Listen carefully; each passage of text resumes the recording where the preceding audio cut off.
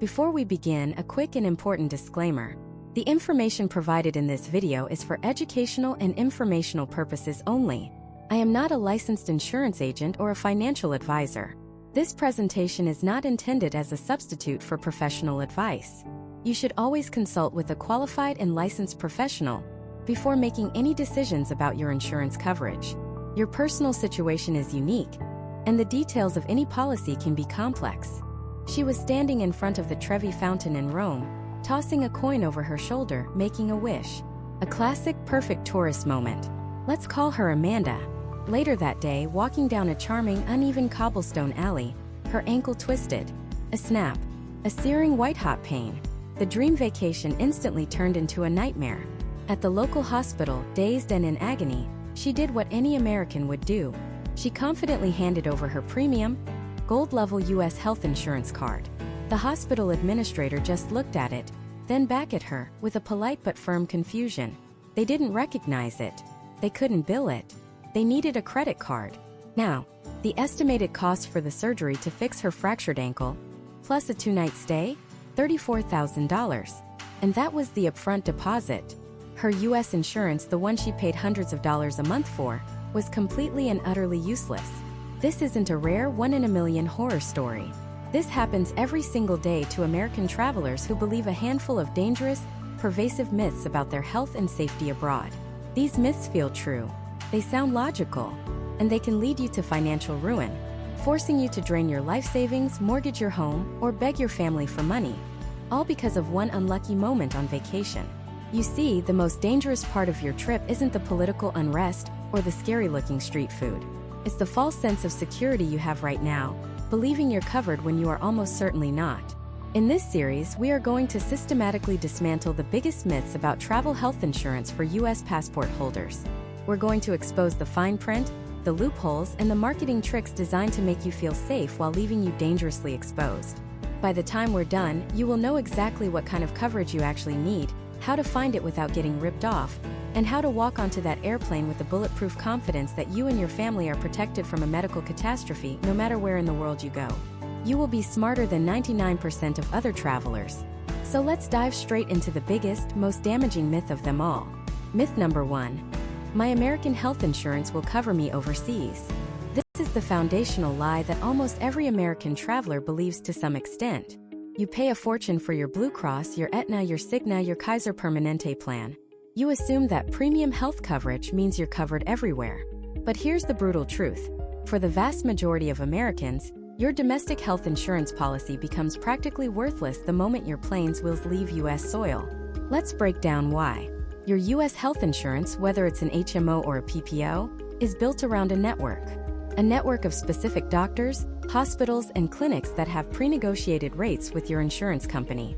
The entire system is designed to function within the United States. A hospital in Bangkok, a clinic in Paris, or an ambulance service in Costa Rica.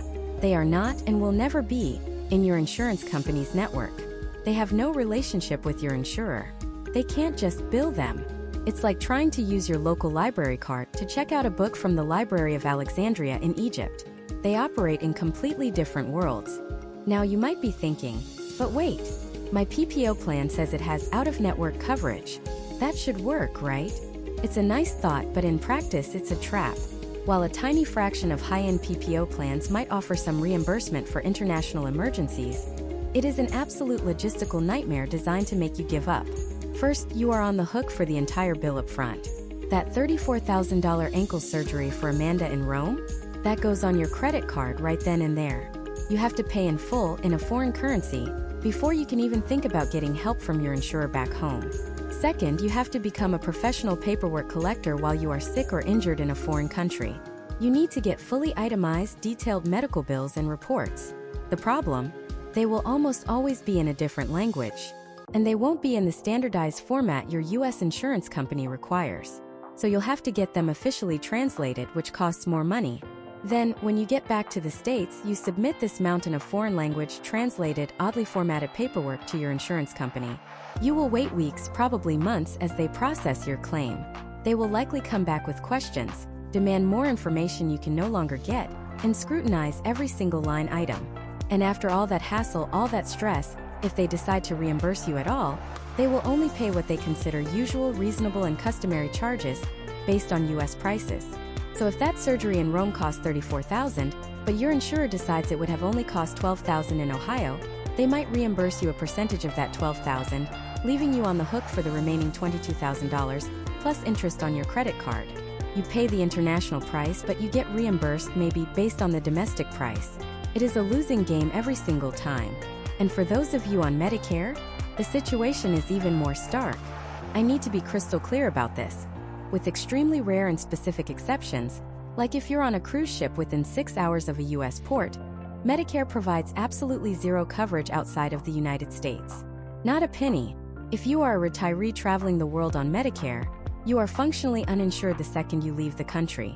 It is one of the most misunderstood and dangerous gaps in coverage for American seniors who love to travel.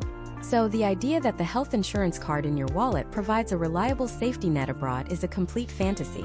It's a security blanket that vanishes the moment you actually need it. Relying on it is like going into a sword fight armed with a pool noodle. You feel like you have something, but when the crisis hits, you're left completely defenseless. Your domestic plan is built for your life in America, and that's where its power ends. It was never designed to handle the complex, expensive, and unpredictable world of international medical care. Believing it will is the first and most critical mistake you can make. It sets you up for a financial disaster that could haunt you for the rest of your life. So if your trusted, expensive U.S. health plan is off the table, what about the next logical safety net? What about that premium travel credit card you have? The one that advertises travel insurance as a key perk? That must be the answer, right? Well, that's where we uncover the next, even more subtle and insidious myth.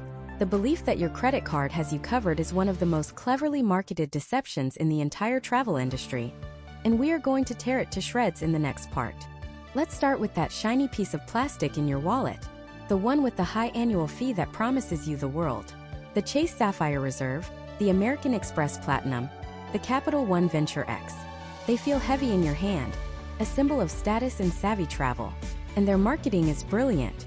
They plaster their websites with promises of comprehensive travel protections. You see phrases like trip cancellation insurance, lost luggage reimbursement, and the big one, emergency medical and dental. It sounds like an ironclad safety net, doesn't it? Why on earth would you pay for separate insurance when your $600 a year credit card already has you covered? This belief is not just a myth. It's a carefully constructed illusion. It's a house of cards built on vague language, buried exclusions, and the simple fact that almost nobody reads the fine print. The credit card companies know this. They are banking on it. They have created a product that gives you the feeling of security without having to provide the expensive reality of it. To understand how deep this deception goes, let's paint a picture. Meet Alex. Alex is a 35-year-old software engineer from Austin, Texas. He's smart, successful, and he's a meticulous planner. He's got the top-tier premium credit card, and he's read the bullet points on the website. He's heading to Portugal for a 2-week surfing trip. He feels completely protected. On his 4th day, carving a beautiful wave in Nazar, the board slips. He comes down hard. The crack he hears is not the sound of the wave. It's the sound of his tibia. Lying on the sand in excruciating pain, his first thought after the initial shock is, "Okay, this is horrible, but thank God I have my credit card insurance." He's airlifted to a private hospital in Lisbon. The diagnosis is a severe compound fracture requiring immediate surgery with pins and plates. The estimated cost, including the helicopter, the surgery, and a few days of hospital stay, is hovering around $45,000. A staggering amount, but Alex remembers the emergency medical benefit on his card. He's not worried. He should be. This is where the illusion shatters into a million tiny razor-sharp pieces. The first piece is a nasty little word called secondary. Almost all credit card travel medical benefits are secondary coverage. This means they will only pay out after your primary health insurance has paid its share. As we established in the last part, your US-based health insurance plan, your Blue Cross Blue Shield, your Aetna, your Cigna, likely considers this Portuguese hospital an out-of-network, out-of-country provider and will pay exactly $0. So, what is your credit card's secondary coverage on top of zero? It's zero. You are still on the hook for the full $45,000. They have a perfect, legally sound way of not paying you a dime. But let's say, for the sake of argument, you manage to get your primary insurer to cover a tiny fraction. Or the credit card company's policy doesn't have that secondary clause. Now you run into the second piece of the shattered illusion: the laughably low coverage limits. Alex pulls up his guide to benefits, that 70-page PDF document he's never opened before. He frantically searches for medical, and there it is. His card, the one he pays a fortune for, offers emergency medical coverage up to a maximum of $2,500. $2,500. The helicopter ride alone costs more than that. His coverage limit is not a safety net. It's an insult.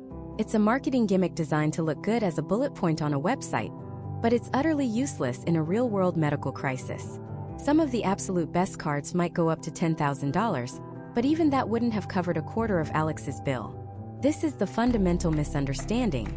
Credit card travel insurance is designed to protect you from travel inconveniences, not medical catastrophes. It's fantastic if the airline loses your bag. You'll get a check. It's great if your flight is delayed and you need a hotel room. They'll reimburse you. It's an absolute lifesaver if you get a scratch on your rental car. But it is not and was never intended to be health insurance. Conflating the two is a catastrophic financial mistake. But the worst is yet to come.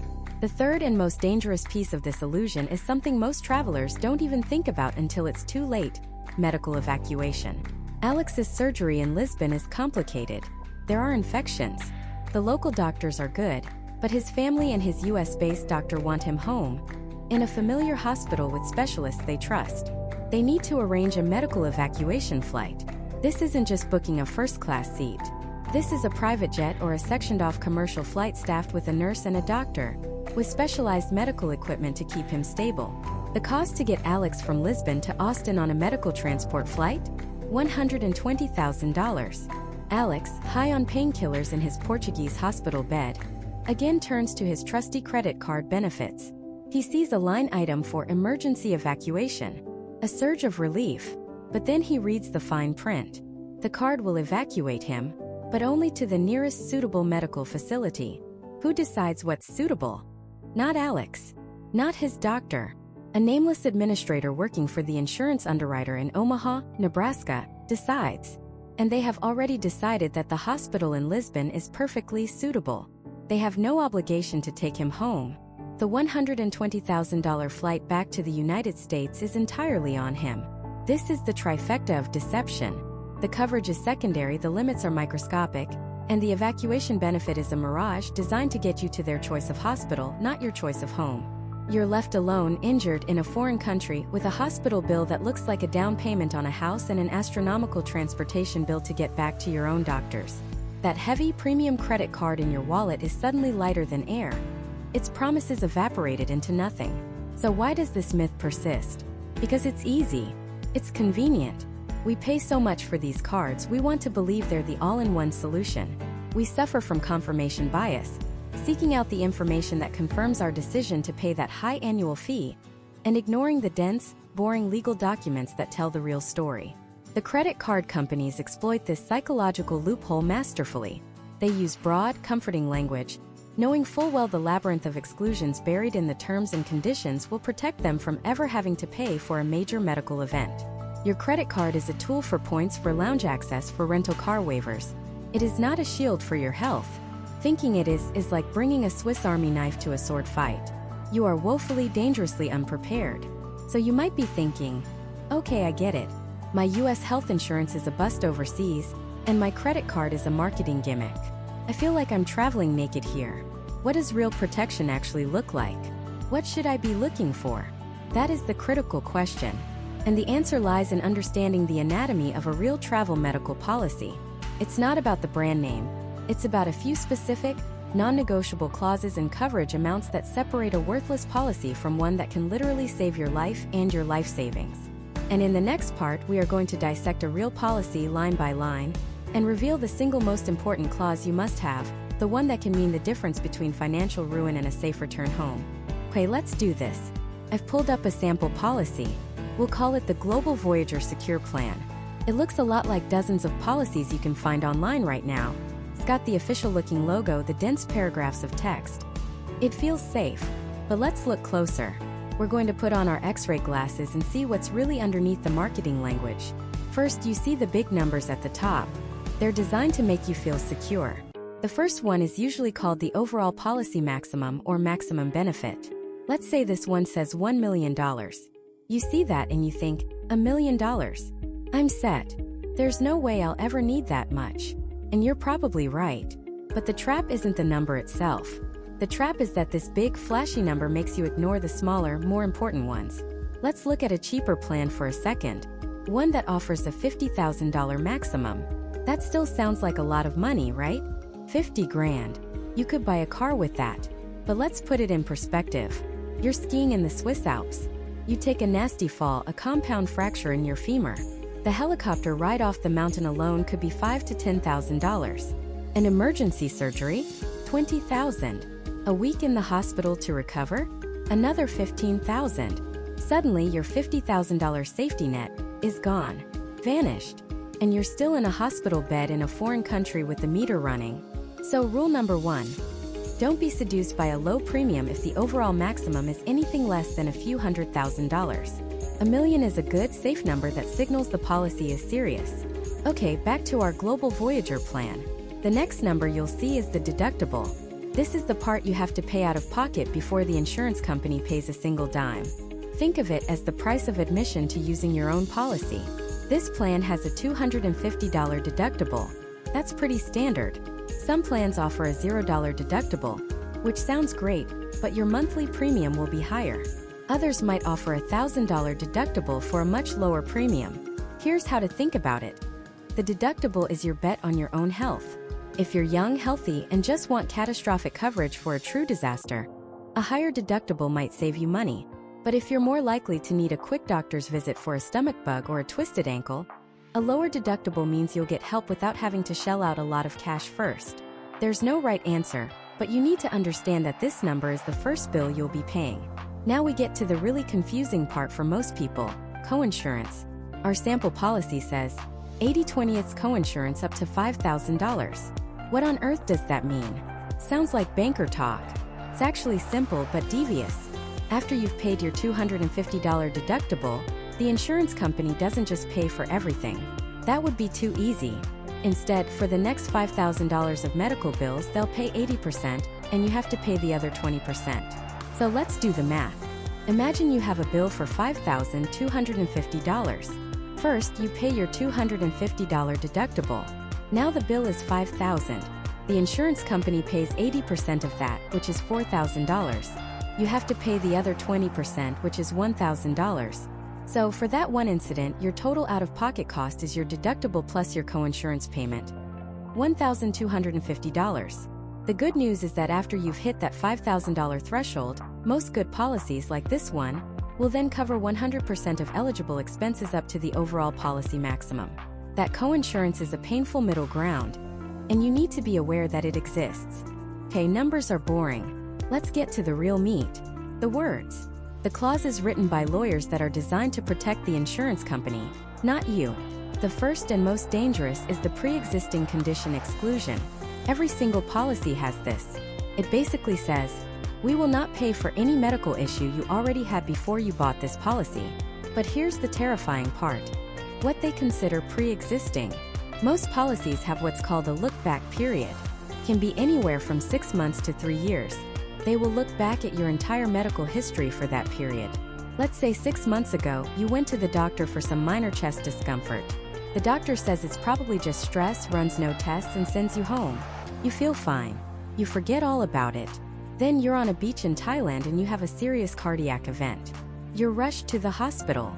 The insurance company gets your medical records. They see that note from 6 months ago about chest discomfort, and denied.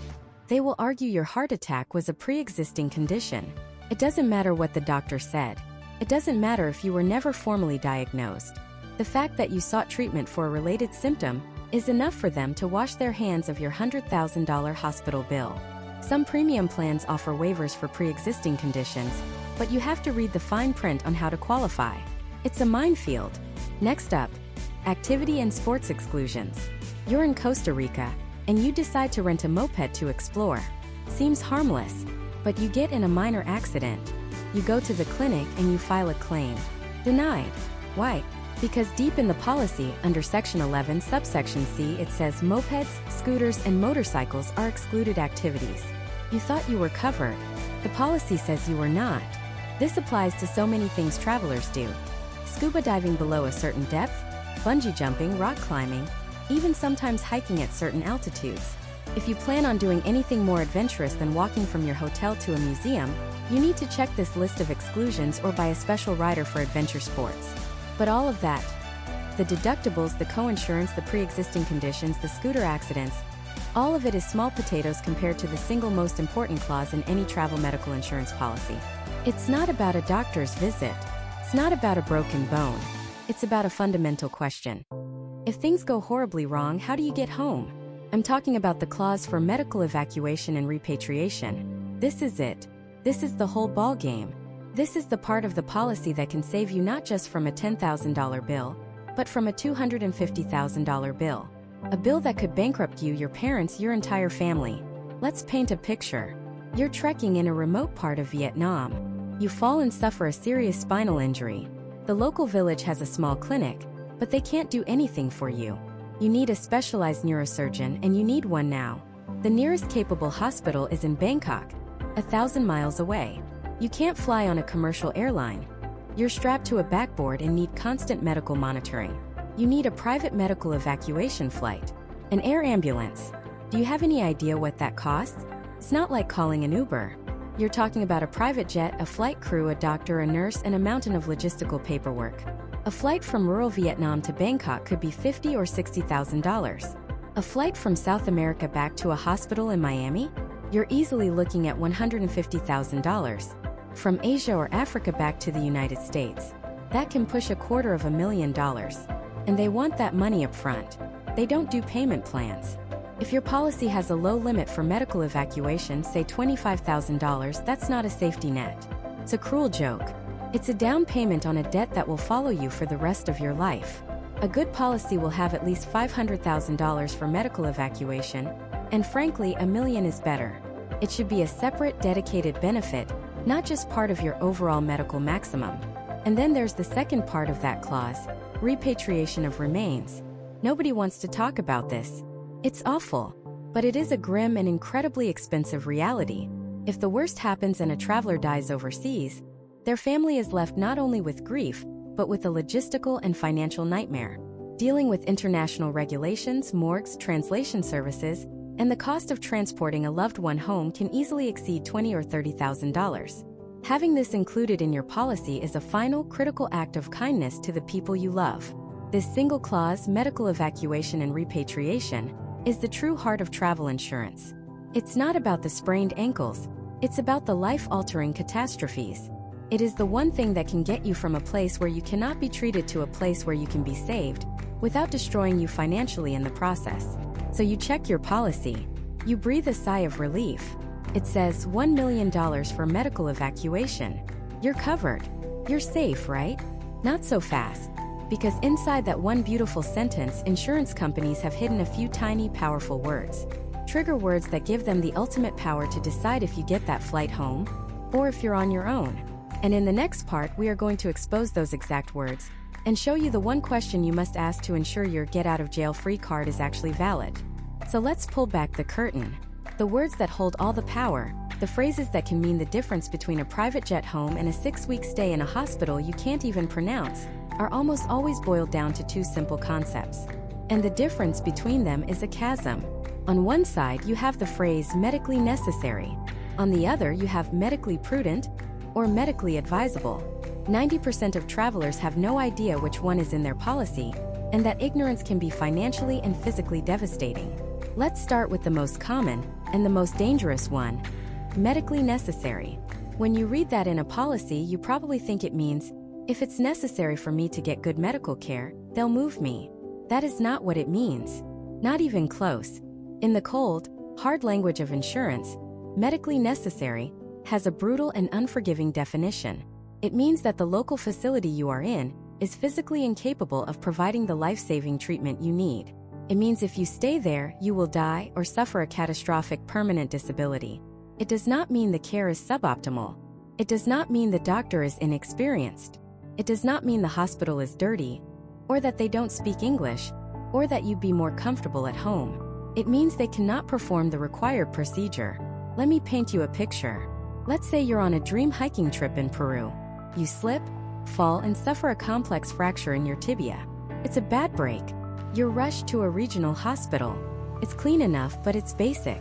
The orthopedic surgeon on staff has maybe handled a dozen of these types of fractures in his entire career. Your world-class surgeon back in Houston has done thousands. You call your insurance company, the one with the big $1 million medical evacuation banner on their website. You say, "Get me out of here. I need to get home to my doctor for surgery." The assistance company gets the medical report from the Peruvian doctor. They forward it to their own medical director, who's sitting in a quiet office somewhere in Maryland. That director looks at the file, and he asks one question. Can the doctor in Peru put a pin in that bone and set it? The answer is yes. It might not be the most elegant surgery. The recovery might be longer. The risk of complications might be slightly higher. But can it be done? Yes. The evacuation is denied, because flying you home is not medically necessary. The local facility is deemed adequate. You are on your own. You can either have the surgery there, or you can pay the $50, $60, even $100,000 out of your own pocket to arrange a private air ambulance. That single phrase, medically necessary, just rendered your $1 million benefit completely worthless. Now let's look at the other side. Medically prudent. This is the game changer. This is the phrase you should be searching for. Medically prudent or medically advisable means that while the local hospital might be able to provide treatment, a transfer to a more advanced facility is recommended to ensure a better outcome, prevent complications, or provide a higher standard of care. Let's rewind our Peru story. Same fall, same broken leg. But this time, your policy uses the term medically prudent. You call your insurance company. Their medical director looks at the file and sees that while the local hospital can do the surgery, the standard of care at a major hospital in Lima, or even better back in Houston, is significantly higher. A transfer would lead to a faster recovery, a lower risk of infection, and a better long-term prognosis. In this case, a transfer is deemed medically prudent. The wheels start turning. The air ambulance is dispatched. You are going home. The entire outcome of your story hinges on that one word: necessary versus prudent. So this brings us to the one question you absolutely must ask before you buy any travel insurance policy. Don't ask if you're covered. Don't ask what the limit is. Ask this and demand a clear answer, preferably in writing. What is the exact criteria for triggering a medical evacuation? And who makes the final decision? When they answer, listen for those keywords. Are they saying medically necessary? Or are they saying medically prudent, advisable, or appropriate? If they use the word necessary, you need to understand you are buying a policy that will only get you out in the absolute most dire life or death circumstances. And the second part of that question is just as critical. Who makes the final decision? Because here's another myth. Many people believe their doctor back home can call the shots. They think, I'll just have my personal physician in New York call them and demand they fly me home. That is a complete fantasy. Your doctor has zero authority. The local doctor treating you has very little authority. The person with the ultimate, unquestionable power is the medical director on the payroll of the insurance or assistance company. He is the judge, jury, and executioner of your evacuation request. His job is to interpret your situation based on the strict wording of the policy you bought. He's not your doctor. He has no relationship with you. He is an employee tasked with managing risk and costs for his company. If your policy says medically necessary, his hands are tied. He is contractually obligated to deny your request if a local facility is merely adequate. You need to understand this power dynamic. When you are lying in a hospital bed, scared and in pain, you are not negotiating with your friendly family doctor. You are a case file on a desk thousands of miles away, being evaluated against a contractual definition. Your only defense, your only power in that moment, is having chosen the right contract with the right words before you ever left home. So you've done your homework. You've asked the question. You found a great policy with the medically prudent clause. You're on that dream trip, the unthinkable happens, and you make the call. The medical director agrees that an evacuation is warranted. The flight is approved. You breathe the biggest sigh of relief of your entire life. You're finally going home. Or are you? Because getting your evacuation approved is only half the battle. The next great myth of travel insurance is where that plane is actually going to take you. And the answer is going to shock you, because in many cases, the destination isn't your hospital of choice, or even your home city.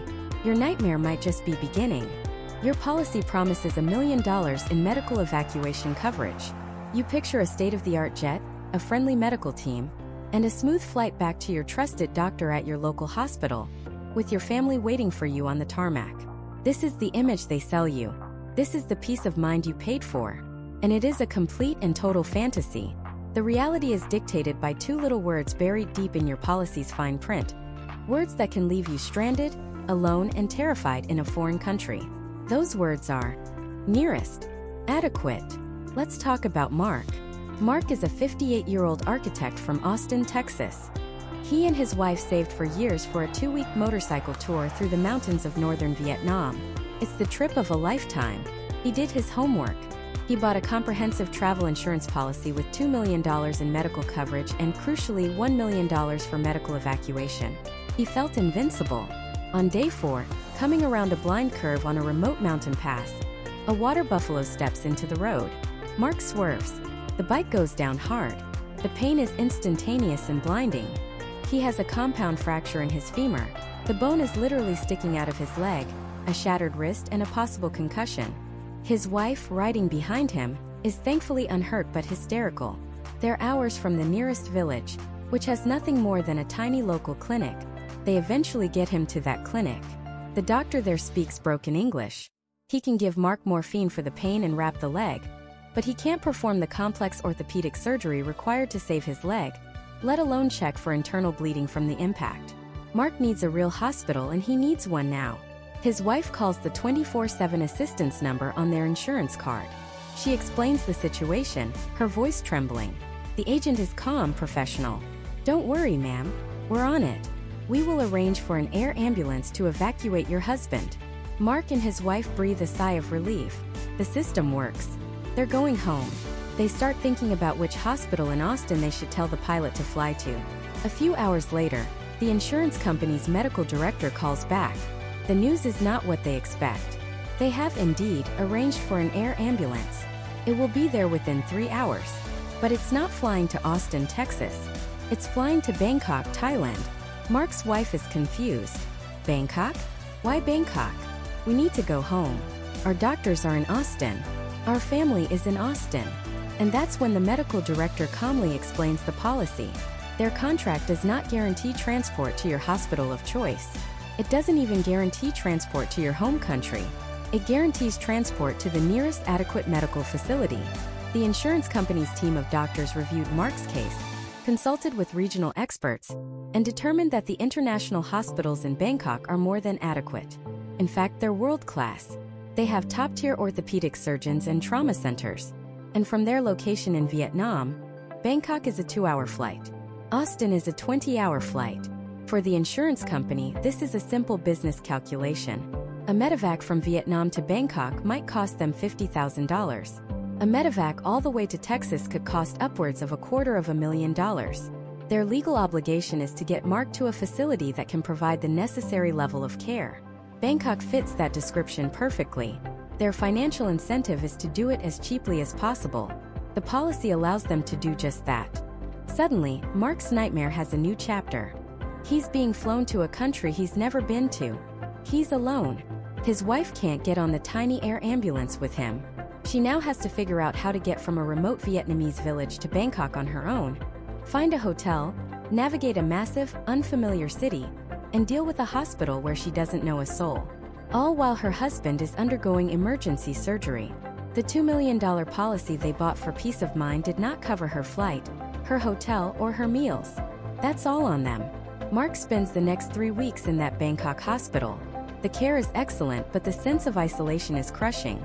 He's halfway around the world from his support system. His U.S. health insurance plan won't coordinate with the Thai hospital, so every bill, every procedure, becomes a complicated 3-way negotiation between him, the hospital's billing department, and his travel insurance provider.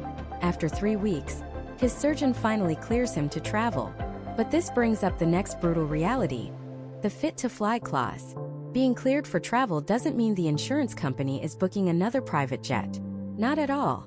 It means you are medically stable enough to sit upright in a standard economy class seat on a commercial airplane for the duration of the flight home. For Mark, this meant a 22-hour journey back to Texas with 2 layovers, all while his leg was in a massive rigid cast.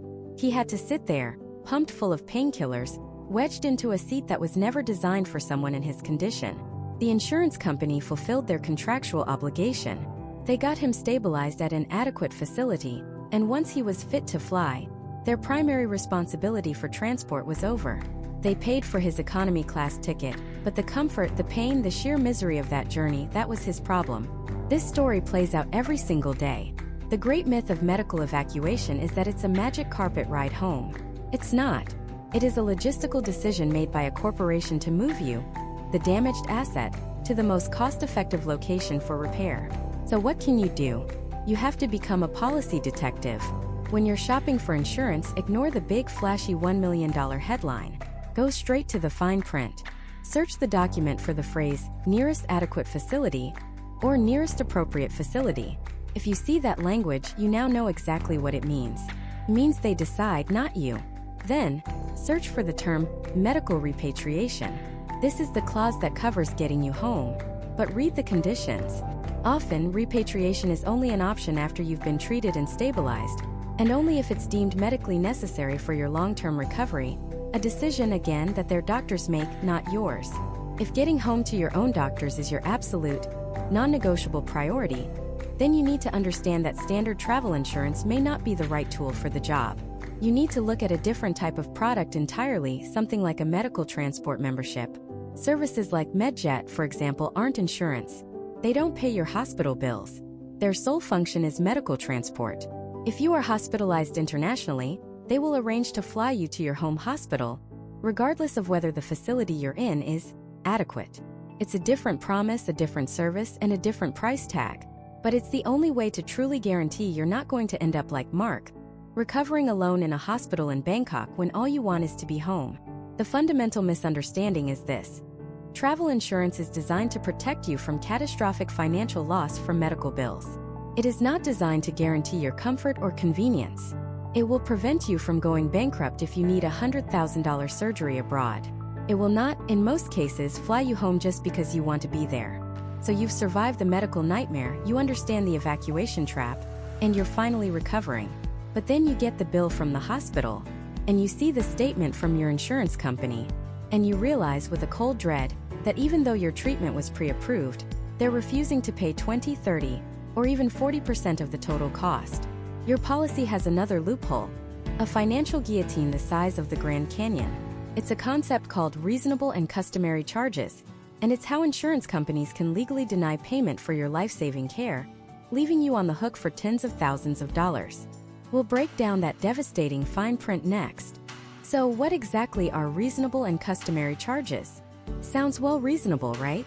It's a phrase designed to sound fair and logical, to make you nod and scroll past it in the terms and conditions. But in the world of insurance, those 3 words are a nuclear weapon. Here's how it works. An insurance company defines reasonable and customary as the average price for a specific medical procedure in a specific geographic area. If a hospital charges you more than that secret, internal average, the insurance company will only pay up to their predetermined limit. The rest, that's your problem. Let me paint you a picture.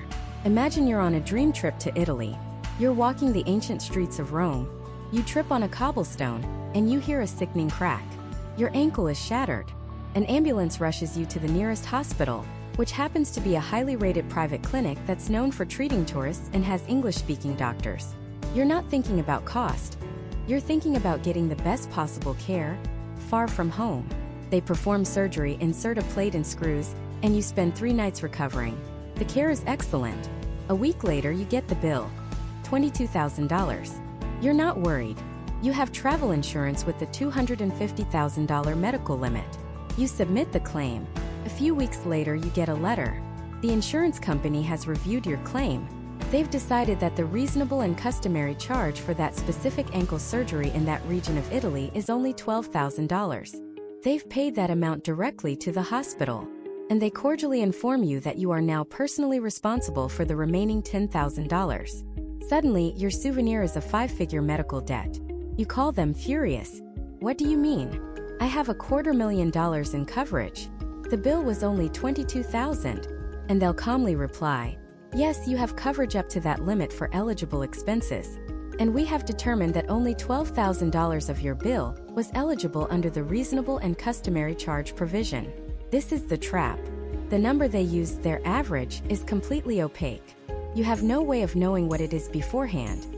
They might base it on what public hospitals in that country charge, even though as a tourist, you were almost certainly taken to a more expensive private facility.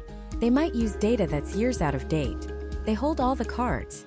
You, the person in agonizing pain in a foreign country, had no ability to shop around. You went where the ambulance took you. You went where you could get help. And the insurance company uses that desperation against you after the fact to save themselves money. This isn't just a hypothetical. I spoke with a man named David, a retiree from Arizona, who went on a cruise through the Caribbean. On a shore excursion in Jamaica, he developed severe chest pains. The ship's doctor stabilized him and arranged for an emergency transport to the best cardiac center in Kingston. He had a heart procedure and spent 4 days in the ICU. The total bill was just over $50,000. His travel insurance policy had a $1 million limit. He thought he was completely safe. But his insurer, a major U.S. company, decided the UCR, the usual, customary, and reasonable, rate for his procedure in Jamaica was only $30,000. They refused to pay a penny more. David, a man in his late 60s recovering from a heart attack, was suddenly saddled with a $20,000 bill. He spent the next year of his life fighting them. The stress was immense. He told me, it felt like they were waiting for me to just give up or die so they could close the case. I paid them for peace of mind, and they gave me a year of hell. So how do you protect yourself from this? When you're reading a policy, and yes, you have to read the actual policy document, not the glossy marketing brochure, you need to become a detective. Use the search function on your computer. Type in reasonable. Type in customary. Type in UCR. See what comes up. The language they use is your biggest clue. Vague language is a giant, flashing red light. If the policy says they'll determine the amount based on their own internal data or methodologies, run away. That gives them a blank check to decide how much of your bill they feel like paying. What you want to see is language that is specific and clear. The best policies will often state that they pay up to the policy maximum for actual, incurred, and eligible medical expenses. The word actual is your best friend. It means the amount on the bill. Some premium policies might also say they pay based on a certain percentage, like 150% or 200%, of what US Medicare would pay for a similar procedure. This isn't perfect, but at least it's a definable, transparent standard you can look up, not some secret number they invent in a back room. Another green flag is a policy that has a defined network of partner hospitals. If they can provide you with a list of hospitals where they have pre-negotiated rates, it means they have a system in place. It shows they're not just winging it and trying to find excuses to underpay claims later. Think about the power dynamic here. The insurance company sells you a policy with a huge, reassuring number on the front, $1 million. Knowing full well that the fine print on page 37 gives them the power to pay out a tiny fraction of that number. They are betting you won't read the fine print. They are betting that when you're in an emergency, you won't ask the paramedic if the hospital is within the customary price range. It's a cynical and calculated business model that preys on the vulnerability of travelers. The financial cost is devastating, but the emotional cost, the feeling of betrayal by a company you trusted to protect you in your worst moment, is often even worse. So you've done your homework. You've found a policy that covers actual charges. You've dodged the reasonable and customary bullet. You're finally secure, right? You can pack your bags and go. Unfortunately, no, because there's an even more common, more misunderstood, and more frequently used weapon that insurance companies use to deny claims entirely. It's a trap that has caught millions of travelers, even the most careful ones. It has to do with your medical history, but in a way you would never, ever expect. We're talking about the single biggest reason travel medical claims are denied: the pre-existing condition exclusion, and the shocking way it can be used to void your coverage for a brand new injury like a simple broken arm. Let's imagine a guy named Mark. He's 52, in decent shape, and he's booked the trip of a lifetime to Costa Rica with his wife. He's a smart guy, a planner. He reads the travel blogs, he watches the videos. He knows he needs travel medical insurance. He buys a policy with a $1 million coverage limit. He feels secure, protected. He thinks he's done everything right. 2 weeks into his trip, they're hiking to a remote waterfall. It's beautiful, idyllic. The path is a little slick from the mist. Mark takes one wrong step on a mossy rock, his foot goes out from under him and he comes down hard on his arm. The sound is unmistakable. It's a clean, obvious break. A compound fracture of his radius. It's a traumatic, acute injury. An accident. The very definition of what travel insurance is for. They managed to get him to a private clinic in San Jose. The care is excellent. He needs surgery, a plate, some screws. The total bill comes to $22,000. It's a huge amount of money, but Mark isn't panicking.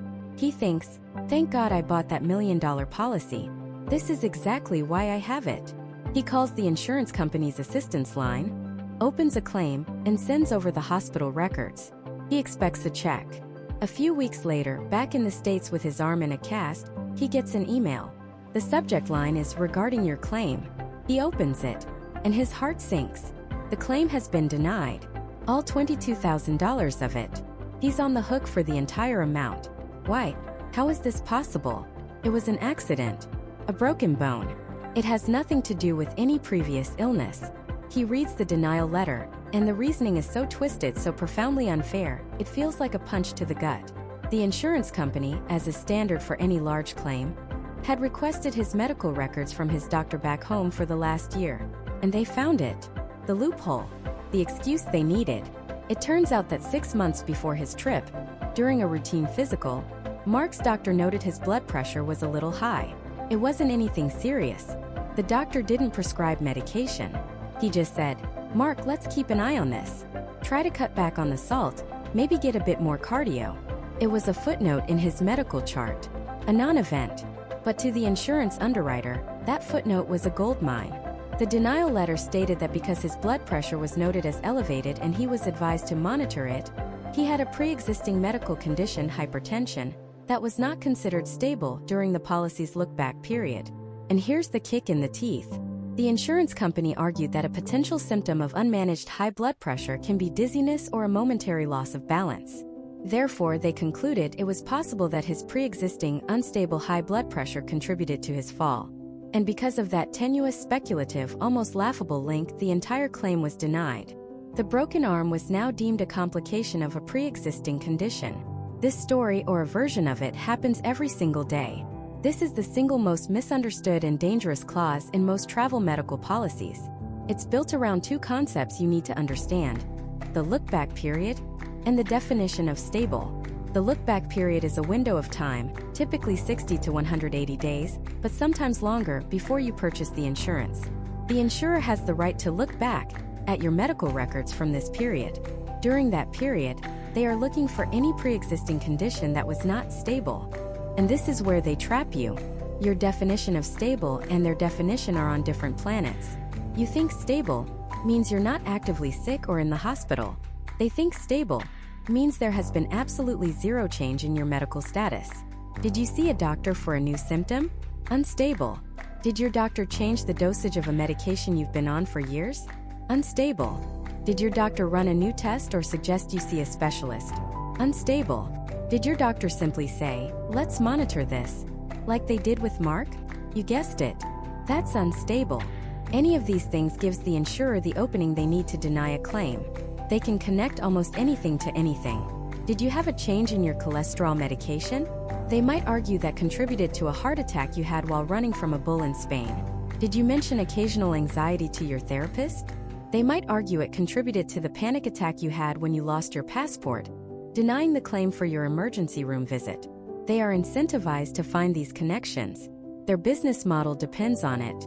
They employ teams of medical reviewers whose entire job is to comb through your records and find a justification, however flimsy, to connect your current emergency to a past event and avoid a 5- or 6-figure payout.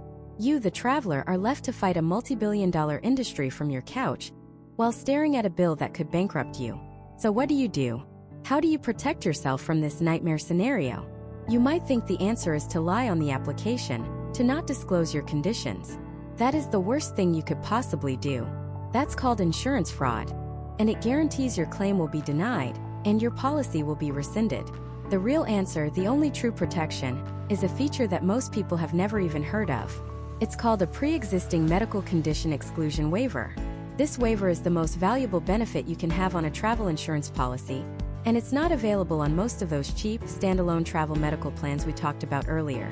It's typically found in more comprehensive trip insurance packages, the ones that also cover trip cancellation and interruption. Here's how it works. The insurance company makes you a deal.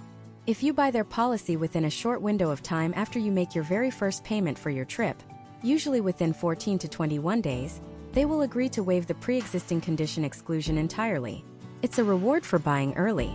Let's replay Mark's story.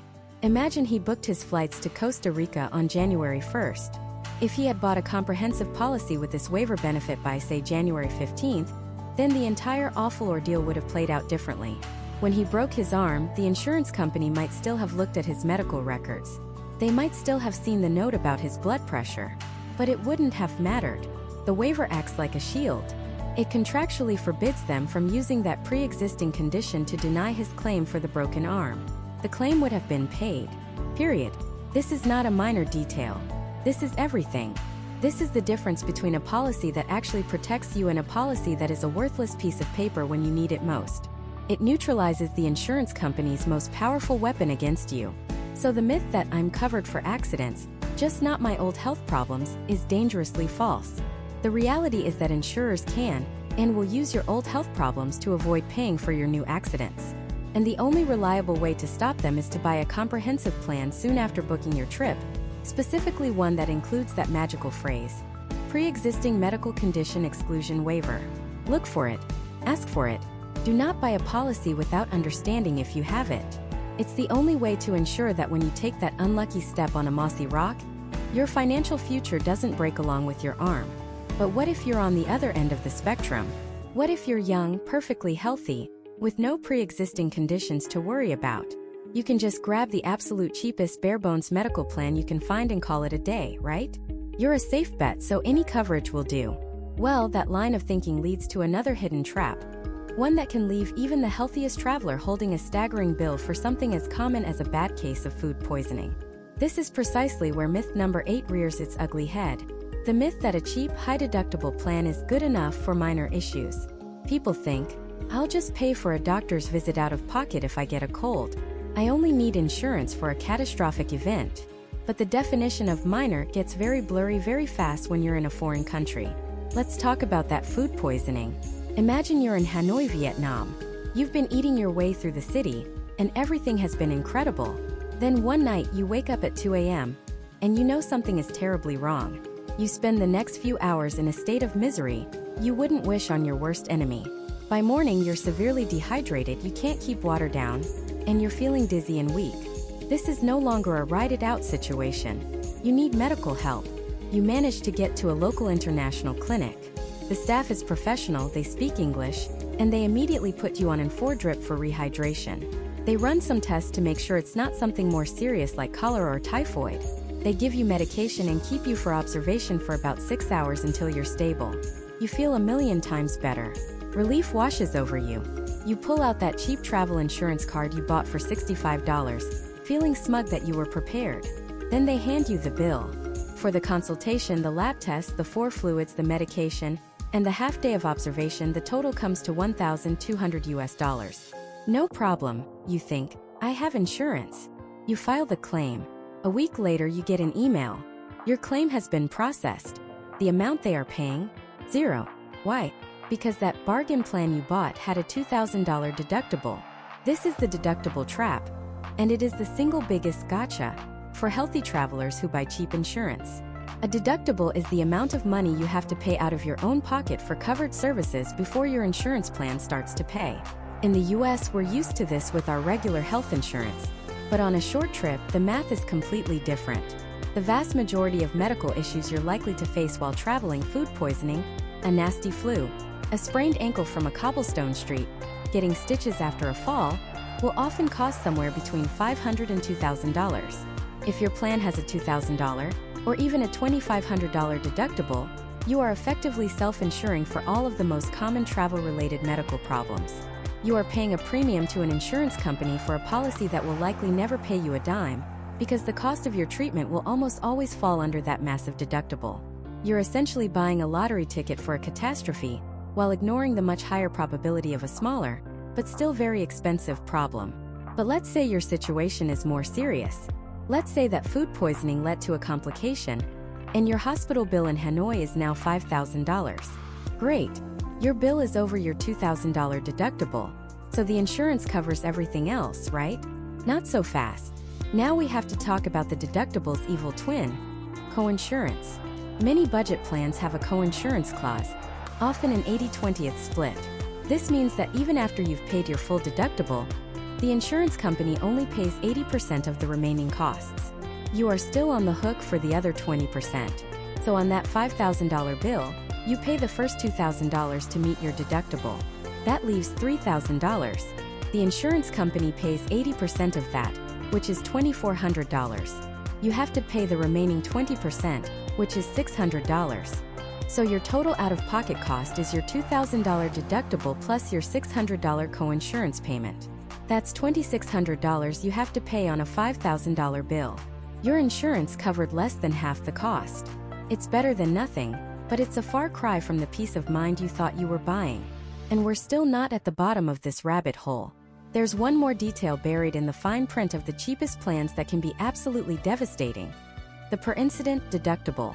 Most good insurance plans have a per-policy period deductible. This means once you meet your deductible for the entire trip, you're done. Any other medical issues on that same trip are covered according to your plan's terms, with no new deductible. But a per-incident or per-condition deductible resets the clock with every new, unrelated medical issue. Let's go back to our traveler. You get that food poisoning in Vietnam. You pay the full $1,200 bill yourself because it's under your $2,000 deductible. 2 weeks later, you're trekking in Nepal and you slip, badly fracturing your wrist. The medical evacuation and surgery costs $12,000. You file the claim, but because this is a new unrelated incident, your $2,000 deductible applies all over again. You have to pay another $2,000 out of pocket before the insurance company even begins to consider the rest of the bill. You've now paid $3,200 out of pocket on 2 separate incidents, all while faithfully paying your insurance premium. This is how budget insurance plans make their money. They bank on the fact that most people will only look at 2 numbers: the premium, how much it costs to buy, and the maximum coverage limit, which is always some astronomical number like $1 or $2 million. They hide the mechanics that actually determine how much money leaves your wallet in the fine print: the high deductible, the coinsurance percentage, and the per-incident clause. So what's the solution? It's not about buying the most expensive gold-plated plan. It's about finding the sweet spot. The truth is, for most travelers, the best value lies in a mid-tier plan that has a reasonable deductible, something like $250, $500, or even $0. Yes, these plans exist. The premium will be higher than the $65 bargain plan. Maybe it's $150 or $200 for the same trip. But the functional difference is monumental. With a $250 deductible, that $1,200 bill for food poisoning in Hanoi now costs you just $250 out of pocket. The insurance covers the remaining $950. That sprained ankle that costs $600? You pay $250, they pay $350. You can actually use the insurance for the things that are most likely to happen.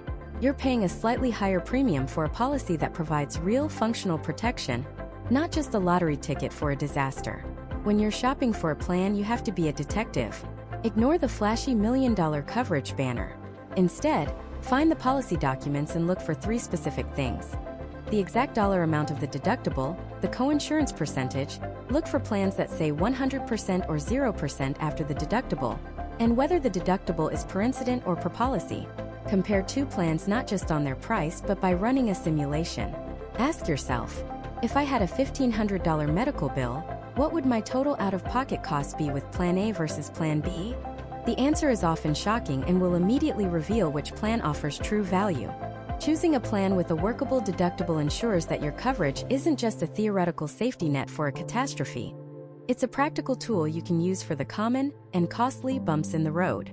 And getting this right is crucial because even with the perfect medical plan, you might be completely exposed to the single most common reason people lose money on a trip, and it has nothing to do with getting sick or injured yourself. It has to do with an emergency back home, and the brutal reality of what your insurance will, and more importantly, won't cover if you have to cancel everything. Let's imagine the scenario. You're 2 weeks away from that 2-month backpacking trip across Southeast Asia. You've saved for years. The flights are booked, the first few hostels are paid for, the excitement is so thick you can taste it. Then the phone rings. It's your sister. Your dad, who was perfectly healthy yesterday, has had a massive unexpected heart attack. He's in the ICU. The doctors don't know if he's going to make it through the week. Your trip, the one you've dreamed of, evaporates in an instant. There is no question in your mind you have to cancel. You're not going anywhere. But as the initial shock wears off, another kind of dread sets in, the money. You've spent over $7,000 on non-refundable flights and bookings. But you're not worried because you were smart. You bought travel insurance with trip cancellation coverage. You pull up the policy, find the claim form, and think, well, at least I'll get my money back. And this is the moment where thousands of travelers have their hearts broken for a second time. Because the colossal myth we have to dismantle is the belief that trip cancellation coverage means you can cancel your trip for a valid, serious reason and be fully covered. The brutal truth is that your reason, no matter how catastrophic it feels to you, must be on their very specific, pre-approved list of covered perils. And that list is a lot shorter and a lot more restrictive than you think. Let's start with the basics. There are 2 types of coverage that sound similar but are worlds apart: trip cancellation and trip interruption. Trip cancellation covers you before your trip begins. It reimburses you for prepaid, non-refundable costs if you have to cancel for a covered reason. Trip interruption covers you after your trip has already started.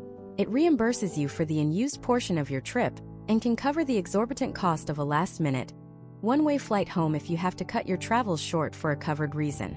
The key phrase in both is "for a covered reason." So what is a covered reason? The good news is, the scenario with your dad in the ICU? That is almost certainly a covered reason. A sudden life-threatening illness, injury, or death of the traveler, a traveling companion, or a close family member is the cornerstone of all cancellation policies. But this is where the fine print starts to bite. Who counts as a close family member? Your policy will have a specific definition. It always includes your spouse, children, and parents. It usually includes siblings, grandparents, and grandchildren. But what about your aunt who raised you? Or your fiancé? Or your 95-year-old great-uncle who lives with you? The definitions vary wildly. Some policies are very generous.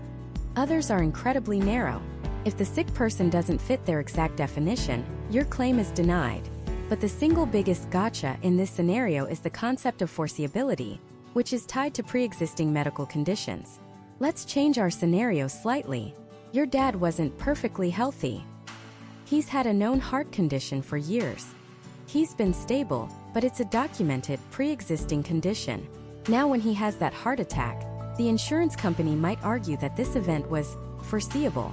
Many standard policies have clauses that exclude cancellations caused by a pre-existing condition of a non-traveling family member.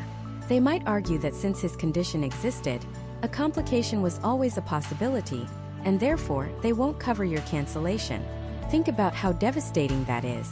You're dealing with a family medical crisis, and you're also fighting an insurance company over a $1,000 flight, because they're debating the medical stability of your parent in the months leading up to your trip. And this is just one corner of the maze. Other common covered reasons include things like your primary residence becoming uninhabitable due to a fire or flood, you being laid off from your job, being called for jury duty, or being required to appear in court. These are great protections to have. But what about all the other perfectly valid, life-altering reasons you might need to cancel a trip? What if your business partner, the only other person who can run your company, gets into a car accident and you have to stay home to prevent the business from collapsing? Not covered. What if your 15-year-old dog, a member of your family, is suddenly diagnosed with cancer and has weeks to live? You want to be home with him. Absolutely not covered.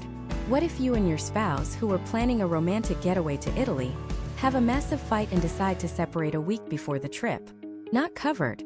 What if a wave of political protests, not quite a war, but enough to make you feel unsafe, breaks out in your destination city? Unless there is an official government do not travel advisory issued after you bought your policy, it's not covered. This is the giant, gaping hole in standard travel insurance. It protects you from a very specific list of disasters, but it offers zero protection from the messy, unpredictable, and deeply personal realities of everyday life. So, is there a solution? Yes, but it's an upgrade. It costs more, and it comes with its own strict set of rules. It's called a Cancel for Any Reason policy, or CFAR. CFAR is an add-on to a standard trip insurance plan that does exactly what it says. It allows you to cancel your trip for literally any reason whatsoever and get a portion of your money back. Your dog is sick? Covered. You got a bad feeling? Covered. You just don't feel like going anymore? Covered. It is the ultimate safety net. But the insurance companies aren't just giving away free money. To use CFAR, you have to follow their rules to the letter. First, you must buy the CFAR coverage within a very short, unforgiving window after making your first trip payment, usually between 7 and 21 days. If you buy your plane tickets on January 1st and your policy has a 14-day window, you must purchase that CFAR upgrade by January 15th. If you wait until the 16th, the option is gone forever. Second, you must insure 100% of your prepaid, non-refundable trip costs. You can't just insure the expensive flight and leave out the hotel. You have to insure the total cost of the trip. If you add a non-refundable tour later, you need to contact the insurance company and add that cost to your policy. Third, to make a CFAR claim, you typically must cancel your trip no later than 48 hours before your scheduled departure. You can't just not show up at the airport and expect a check. You have to formally cancel with the airline, the hotel, and the tour company, and then file your claim. And finally, and this is the most important part to understand, CFAR does not reimburse you 100%. It's designed to soften the financial blow, not eliminate it.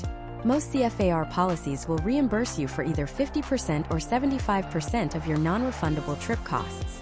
So on that $7,000 trip to Asia, a 75% CFAR policy would get you $5,250 back. You still lose over $1,700, but that is a universe away from losing the full $7,000. Is it worth it? For a cheap weekend trip, probably not. But for that once-in-a-lifetime 5-figure honeymoon, or that complex multi-country tour you booked a year in advance, CFAR provides a level of freedom and peace of mind that standard insurance simply can't touch. It acknowledges that life doesn't operate on a checklist of covered perils. It accounts for heartbreak, for anxiety, for professional obligations, and for the simple human right to change your mind. So the myth isn't that trip cancellation insurance is useless. It's that it's a magic wand. It's not. It's a specific tool for a specific set of problems. And if your problem isn't on the list, you are on your own. Unless you've invested in the one upgrade that truly prepares you for the unknown. So you've navigated the minefield of cancellation policies, you've got the right coverage, and the worst happens. You file a claim. The money just shows up in your bank account, right?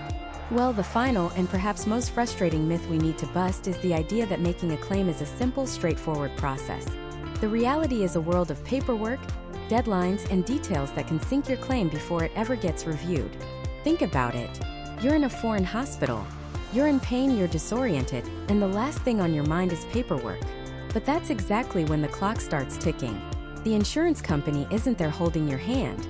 They're a voice on a crackly international line, asking for a policy number you can't remember, and telling you to go to a website to download a form.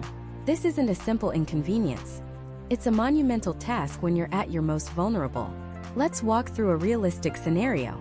You fall off a scooter in Vietnam and suffer a compound fracture. You're rushed to a local hospital. First you pay.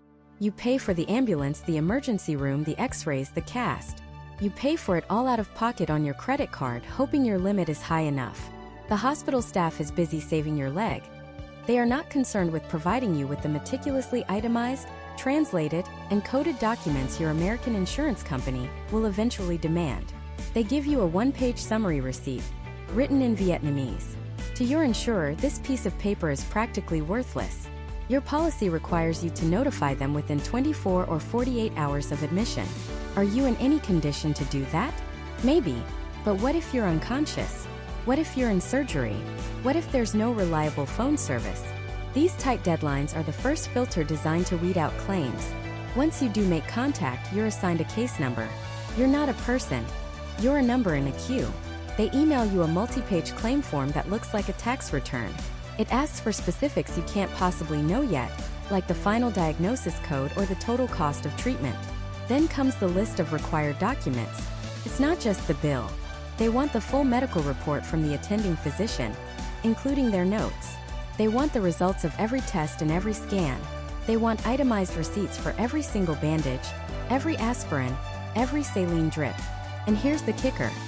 In many cases, they require all of it to be translated into English by a certified translator. You, the injured person, are responsible for finding, hiring, and paying for that translator yourself, all while trying to arrange physical therapy and a flight home. You spend days, maybe weeks, chasing down these documents. You're calling the hospital from your home in Ohio, trying to navigate a language barrier and a 12-hour time difference, begging a hospital administrator you've never met to fax your records to a number in Omaha. Every day that passes is a day the details get fuzzier and the trail gets colder. And let's not forget the reasonable and customary clause we've touched on before. You finally submit a thick manila envelope stuffed with every document you could find, translated, and organized. You've put thousands of dollars on your credit card. You wait. Weeks turn into a month. Then you get a letter. Says they've approved part of your claim. They've decided the private hospital you went to, the one the embassy recommended, was more expensive than the customary local rate. So instead of reimbursing your $12,000 bill, they're sending you a check for $4,000. They might also deny the cost of the specific type of titanium plate the surgeon used, claiming a cheaper alternative was available. You are left on the hook for the rest. This is the reality of the claims process. It's not designed for your convenience. It's an adversarial process designed to minimize the provider's payout. They are banking on the fact that you will be too exhausted, too overwhelmed, or too confused to fight back. They are counting on you giving up. So, how do you beat them at their own game? How do you turn this myth of a simple process into a manageable reality? You do it by being prepared, methodical, and relentless. It all starts before you even pack your bags. First, create a go bag for your insurance. This isn't a physical bag. It's a digital and physical folder. In it, you have a copy of your full policy declaration page. Not just the little ID card, but the actual PDF that details your coverage. You need a physical copy with you and a digital copy saved to your phone, your email, and a cloud service like Google Drive or Dropbox.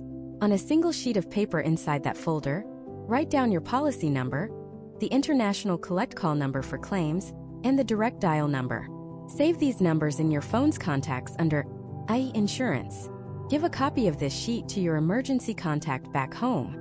Second, if the company's website has it, download the claim form before you leave. Look at it. Understand what it asks for. This simple act of familiarization demystifies the process and prepares you for what information you'll need to gather in a crisis. Now let's say the worst happens. The moment you are able, you or someone with you must make that first call. This call is critical. Your goal is to do 3 things. 1. Officially open a claim and get a claim number. Write it down everywhere. Email it to yourself. This number is your new identity. 2. Ask them to email you the specific list of documents they require for your specific situation. And 3. Ask for the name and direct contact information of your assigned case manager. From this point on, you are no longer dealing with a faceless company. You are dealing with a person named Brenda or David. From that moment forward, you become a meticulous record keeper. You are building a legal case for reimbursement. Start a note on your phone. Log every single call. The date, the time, the name of the person you spoke to, and a summary of what was said. Keep every single piece of paper, no matter how insignificant it seems. The receipt for the taxi to the hospital. The bill for the crutches. The invoice from the pharmacy. Lay them on your hotel bed and take clear, well-lit photos of every single one. Back them up to the cloud immediately. If a doctor tells you something important, ask them to write it down, or you write it down and date it. You are creating an undeniable paper trail. When you get the final bills from the hospital, look for the word itemized. If it's just a total, it's not good enough. You must politely but firmly insist on a fully itemized bill that breaks down the cost of every single service and supply. This is the single biggest reason claims get delayed or denied. Once you're home and recovering, assemble your claim package like a pro. Make high-quality copies of everything. Never ever send your original documents. Organize them chronologically, with your completed claim form on top. It's even better if you can scan everything into a single, organized PDF file. When you send it, whether by mail or electronically, get a confirmation of receipt. If mailing, use a service that requires a signature. Then you follow up. If you don't hear anything in 2 weeks, call your case manager. Be polite, but be persistent. Hello, David. Just following up on claim number 123 ABC. Can you please confirm you've received my documents and let me know the current status and expected timeline? If they deny your claim or only partially reimburse you, do not accept it as the final word. Every policy has an appeals process. Your first denial is often an automated or low-level decision. The appeal gets your case in front of a real person with more authority. Write a formal letter, clearly and calmly stating why you believe their decision is incorrect, referencing specific sections of your policy and the evidence you provided. This all sounds like a tremendous amount of work, and it is. But it is the difference between getting a check for $10,000 and getting nothing but a mountain of debt. Travel insurance isn't a get-out-of-jail-free card. It's a contract. And winning a claim means holding them to their end of the bargain by being more prepared, more organized, and more persistent than they expect you to be. The entire world of travel insurance is built on fine print, exclusions, and complexities. We've busted the myths that your U.S. health plan will cover you, that credit card insurance is a replacement, that pre-existing conditions are a simple yes or no, and that all policies are created equal. We've shown that cheap is almost always expensive in the long run, and that the claims process is a battle you must be prepared to fight. The point of all this isn't to scare you out of seeing the world. It's the exact opposite. It's to arm you with the knowledge to travel with confidence. It's to empower you to step onto that plane, not with a vague hope that you're covered, but with the certainty that you've chosen the right policy, you understand its limits, and you know exactly what to do if things go wrong. True freedom in travel doesn't come from being reckless. It comes from being prepared. It's about taking responsibility for your own safety, so you can fully immerse yourself in the joy, the wonder, and the adventure of it all. So read the fine print. Ask the hard questions. And by the right policy, your future self might thank you for it. Now I want to hear from you. The comments section of this video can be an incredible resource for all of us. Have you ever had to file a travel insurance claim? Share your story, the good, the bad, and the ugly. Your experience could be the one thing that helps another traveler avoid a disaster. And if you found this deep dive valuable, a like on this video and a click on that subscribe button lets us know you want more content that gives you the truth, not just the marketing pitch. Travel safe, travel smart, and we'll see you on the next adventure.